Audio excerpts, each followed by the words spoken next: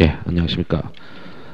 감정평가사 모의고사 1회차를 여러분이 보셨을 텐데, 뭐 진도별 모의고사 8회분과 그다음에 전범위 모의고사 9회 10회가 있습니다. 전범위는 40문제고 진도별 모의고사는 25문제로 이제 끊었습니다. 그래서 뭐 진도는 뭐냐? 뭐 그건 강의 계획서에 다 나왔기 때문에 그 강의 계획서를 참고하시면 되겠고, 제 책 기본서 기준으로 해서 진도를 다 짠 거기 때문에, 그래서 만약에 그 진도가 좀 애매하다 싶으면은 제 책에 어쨌든 그 차례 목차 부분을 보시면은 정확하게 알 수가 있다.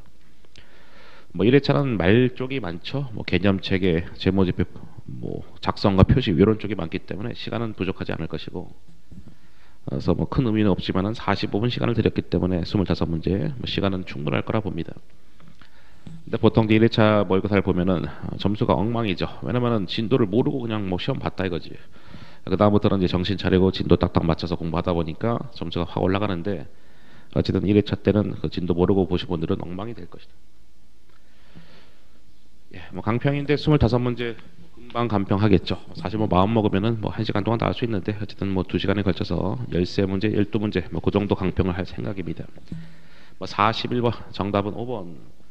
왜 틀렸냐? 뭐 걔부터 봅시다. 목적 적합하고 충실하게 표현된 정보의 유용성은 보강시키는 질적 특성으로는 비검적이죠. 비검적이 적시성. 그래서 뭐 지읒이 비슷한데 비검적이. 그래서 뭐 개념책으로는 다 앞글자를 안 따면은 이제 대응이 안 되는 거죠. 그 다음에 이런 거는 목표, 근본적 질적 특성이죠. 근본적 질적 특성이고 보강적 질적 특성은 비검적이에서 앞글자를 따셔야 된다. 첫 번째 중요성은 기업 재무보고서 관점에서 해당 정보와 관련된 성격이나 규모 또는 이들 모두에 근거해서 기업 특이한 측면의 목적적화성을 의미한다.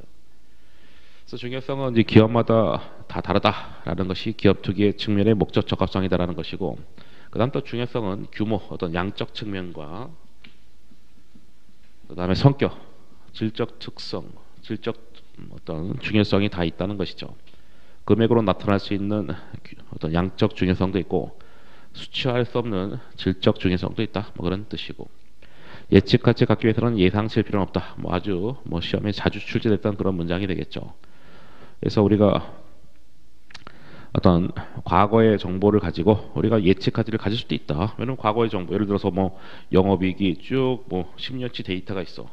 이걸 통해서 우리가 추세에 대한 정보를 통해서 야 미래가 좋아지겠구나 나빠지겠구나 이런 걸 예측할 수 있기 때문에, 미래를 예측하는데 도움 주는 가치, 예측가치 갖기 위해서는 반드시 예상치일 필요는 없다. 과거 정보 갖고도 예측가치를 가질 수 있다. 추세에 대한 정보 같은 걸 통해서. 세 번째, 보강적 질적 특성을 적용하는 것은 어떤 순서를 따르지 않는 반복적인 과정이다.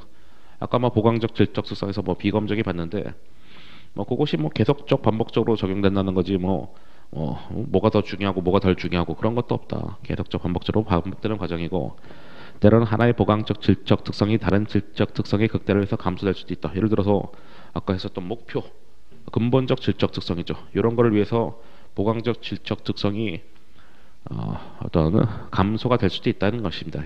요 메인이 더 중요하기 때문에 메인을 충족하기 위해서는 비검적이가 충족이 덜 돼도 뭐 큰 문제 없다. 뭐 그런 문장이 되겠죠.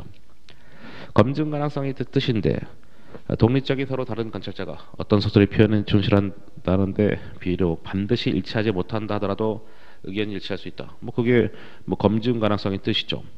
그러니까 이 뜻이 뭐겠습니까? 이 문장이 동일한 항목에 대해서 어느 정도 의견이 일치하는 속성, 동일한 항목에 대해서 어느 정도 의견이 일치하는 속성이 이 검증 가능성인데, 그걸 기준에서 이렇게 표시하고 있는 것이죠. 감정평가사 A는 야 이 토지는 10억이야. 감정평가사 B는 이 토지는 20억이야. 그럼 검증 가능성이 굉장히 떨어지는 것이다 이겁니다. 이게 뭐 10억인데는 한 11억이래. 그럼 뭐 검증 가능성이 뭐 높다 이렇게 보는 것이죠. 예, 뭐 넘어가시죠. 일단 42번. 하여튼 뭐 1회차는 말 쪽이 많기 때문에 뭐 그렇게 시간이 뭐 오래 안 걸릴 거예요. 제가 설명하는 것도 마찬가지고 푸는 데도 마찬가지고. 42번에 틀린 것은 정답부터 체크하면은 1번이다. 1번. 1번은 어떻게 하면 맞겠습니까? 우리 현행 가치하고 반대가 역사적 원가인데 역사적 원가로 했었으면 맞는 거지. 그래서 과거 측정치 가치가 역사적 원가고 현재 측정치 가치가 현행 가치, 정확하게 반대죠. 그래서 자산의 손상이나 손실부담에 대한 부채와 관련된 것을 제외하고는, 어떤 특별한 경우를 제외하고는 가치 변동을 반영하지 않는다. 왜냐하면 과거 측정치 가치가 역사적 원가기 때문에. 물론 그 과로 친 것은 뭐 예외상이겠죠. 뭐 자산의 경우에 뭐 손상차손이라든가 부채의 경우에 손실부담 충당부채, 손실부담 계약 충당부채 뭐 그런 거를 제외하고는 어떤 특수한 경우 제외하고는 가치 변동을 반영하지 않는다. 그래서 틀린 것이고 이 측정 속성 측정 기준이 생각보다 굉장히 출제가 자주 되는 겁니다. 왜냐면은 그냥 아무 생각 없이 내기가 좋거든. 출제하는 사람이 뭐 이런 단어들 여러 가지 섞어놓고 맞냐 틀리냐 내기가 좋기 때문에 별로 안 중요하지만 어쨌든 시험은 출제가 자주 되고 있다. 현행원가 물론 뭐 이런 단어들이 역사적 원가도 그렇고 현행원가도 그렇고 뭐 이런 단어들이 기본적으로 자산부채 측면에 다 등장하는데 부채 측면의 현행원가는 일단 자산부터 보시면은 자산은 자산 측면의 현행원가는 지금 동일한 자산을 구입하면 얼마냐? 지금 동일한 자산을 구입하면 얼마냐? 뭐 그런 식의 이제 키워드가 되는데 부채 측면에서는 지금 현재 동일한 부채에 대해서 받을 돈이 얼마냐 이거죠. 그래서 옛날에 내가 토지를 10억 주고 샀는데 이 똑같은 토지를 지금 사면 얼마냐? 그게 자산 측면의 현행원가 되는 것이고 부채에서는 내가 옛날에 은행 가서 10억 빌렸는데 지금 빌리면은 그 부채가 뭐 20억이야. 그럼 그것이 부채 측면의 현행원가다. 그리고 이제 거래원가를 뭐 차감한다.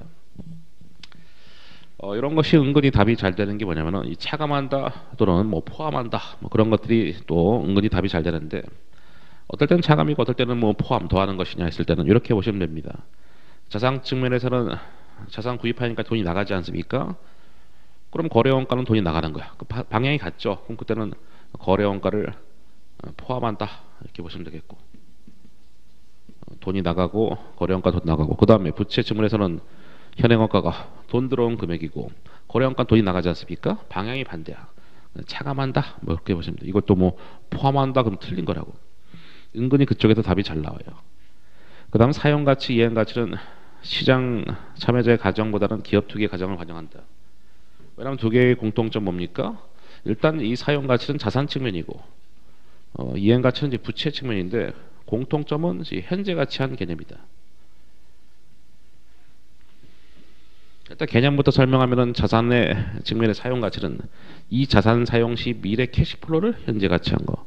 이 자산 사용 시 미래 캐시플로를 현재 가치한 것이고 이행가치는 부채를 이행할 때 부채를 갚았을 때 미래 캐시플로를 현재 가치한 게 이행가치인데 어쨌든 현재 가치.